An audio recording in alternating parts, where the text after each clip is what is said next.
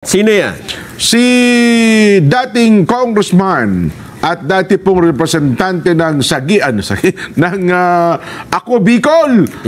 Ako Bicol. Congressman Saldi ko. Aba. Pugante na po siya. Di ba kahapon tinatalakay natin, ano ba? Kasi sabi ng Pangulong Bongbong, kansilado na po ang kanyang passport at ito ngayon ay may pag-aproba na ng kagawaran ng ugnayang panglabas. Oo.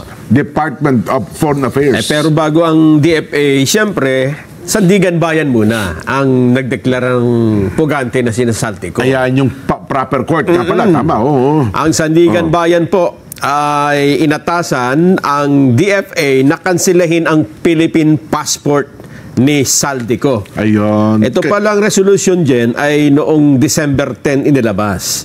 Di kahapon, kahapon lang. Kahapon, 11 ngayon, di ba? Oo. Kahapon lang. So, nung nag-uusap-usap tayo kahapon, talagang wala pa. Nakikinig pa sila sa saganang mamabayan.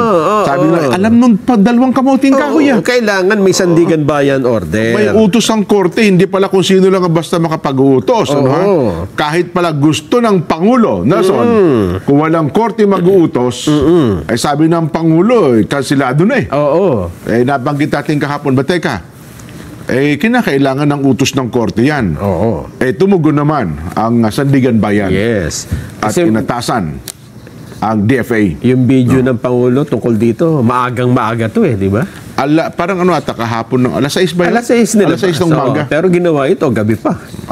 Ganon. Kaya ito ngayong December 10, kahapon din ito.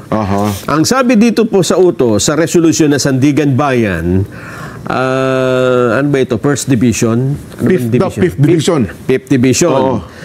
Ang sabi, accused ko resigned instead of complying with the House of Representatives' order to return to the country. He refused to comply with subpoenas from the ICI and he did not file a counter affidavit with the Office of the Ombudsman. Ayun. It must be emphasized that the accused left the country at the time when investigations into alleged corruption in flood control projects were active and when formal charges against him were imminent. Ayun. So, dapat na siyang, paano, kung uuwi siya, wala siyang passport, sabihin, gusto ko umuwi sana Hindi, kung talagang iuwi siya pagka nakita ganon? siya. Oo. Nawawala yung passport ko, hindi ako makauwi. Kahit na. Ganon.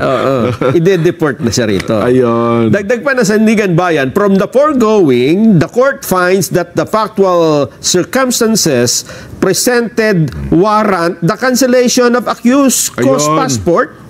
This measure is deemed both appropriate and necessary to facilitate the enforcement of the duly issued warrant of arrest and mandate the accused surrender to the jurisdiction of the court.